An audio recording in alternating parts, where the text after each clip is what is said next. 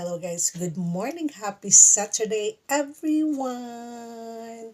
Kumusta man mo, kumusta man mo? And now it's Saturday and it's 4:04 sa kuang relo guys, no? So mo gini akong ting mata.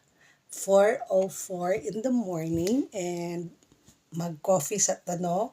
So, manan ako og meditation, check sa ako ang Facebook, and everything, no? Positive vibes lang ta, guys, no?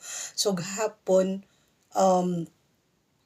busy mi gahapon sa muang ginagmay nga negosyo ni sa akong father, sa akong family. So, dili na kailangan mag-post-post og kuan kay kanang di na kay ko mahilig jud. Ang ako na lang is all mga videos, making videos and throwback ng mga pictures, videos also.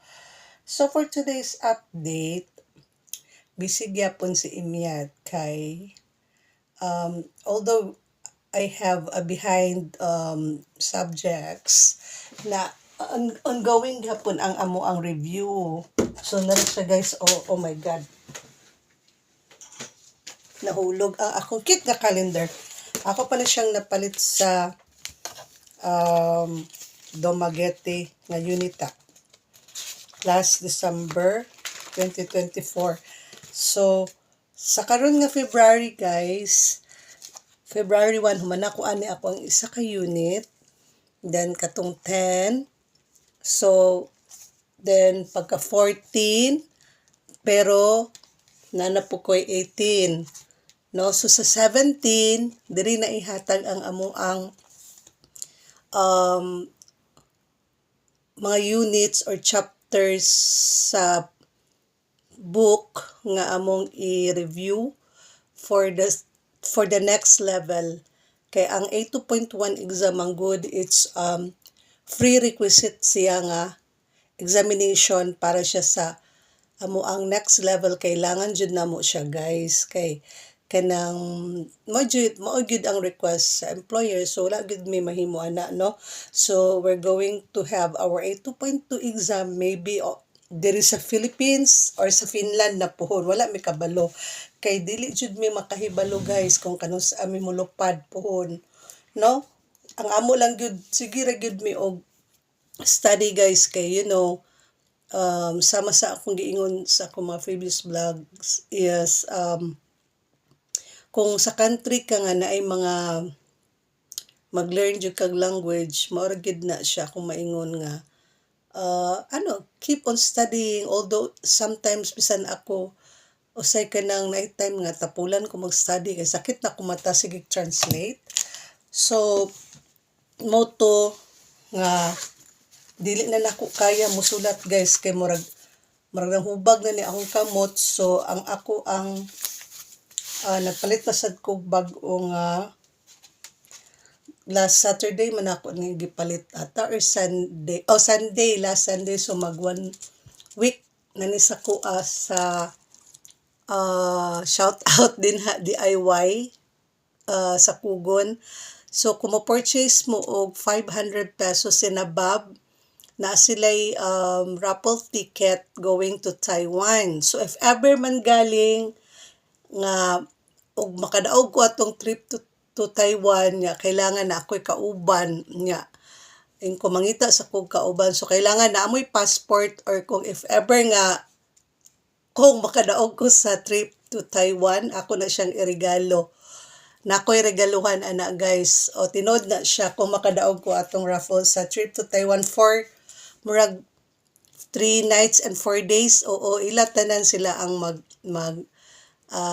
hatag ana ang mag-sponsor, no? So dili shout out guys, dili ni siya dili sponsored ang DIY sa ako ang video for today. Ang ako lang giingon nga ako lang gi-share is kung maka-purchase kag 500 pesos in above, basta mo start ka 500 peso mag-purchase ka sa DIY is pwede na ka maka-fill up sa ilang raffle, no, to join, and maybe maka naga ni taga-ipunan nga nakalarga og Taiwan for like 3 nights and 4 days na.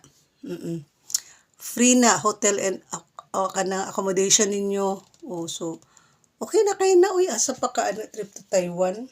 Pero that's fine. Kay normal man jud na. So guys, malay na to.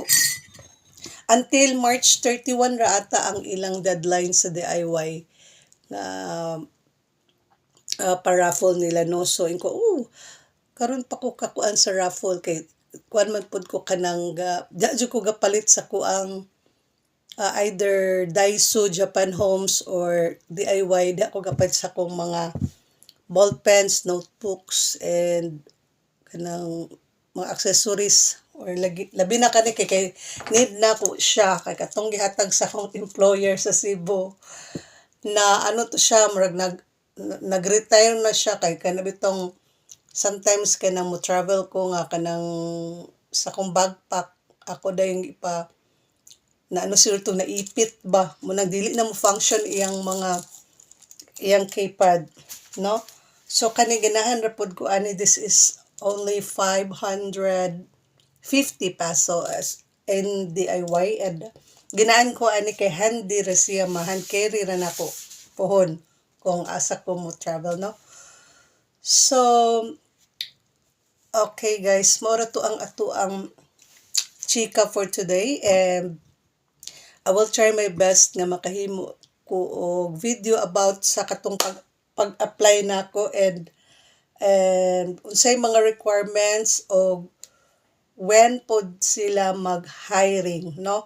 So katong sa mga waiting for interview, katong waiting na sa kanang para yung mahoydan ninyo nga language, hulat lang mo kay gahulat pud mi kay kami dili man sad mo maka-open, dili man sad mag-open ang school or dili pa mo receive og bag-ong new joiners or new applicants ang local and international agency namo kay i-deploy pa man mi. So hulat-hulat lang sa mo guys, no. So kami gahulat pud mi kanus kay dili man sayon ang pag-process kay dili ra man ingon nga imuharang papel ang gi-priority, no. So kitang tanan nagpaabot, okay. So konting pasensya lang gyud kay kami gani nga mi sa waiting list. Sige lang gyapon mig hulat. But ana man gyud na ang life kung gusto jud ka og new journey nimo, hulat lang sa time nga ihatag ni Lord, no. So moro to guys kay I need to continue sa pag-translate pa sa ko ang libro kay na ako'y subject nga iutrohon and then thanks God kanina lang gyud dayon akong subject. So nakoy utrohonon nga subject kay di ko ready gahapon katulgon kay ko di na jud padalag smile. So mo na lang dahil ni akong pansa ko ang libro Satu Hoito. Mo na lang dahil ni ako ang dakoy redo but mo na lang ni ang last page sa akong libro. The Satu Hoito means it's a hospice and sensitive topics, no. So mo na siya ang topic sa libro. So dili kay nako tanan ma-discuss kay privacy lang pod kay di man tanan kailangan i-dispose na mo diri sa social media kay napod mi okay raman mag-share, no. Pero para to guys, thank you for watching. See you on my next video and take care everyone and God bless. This is your friend Emmy Moika. Moy moy.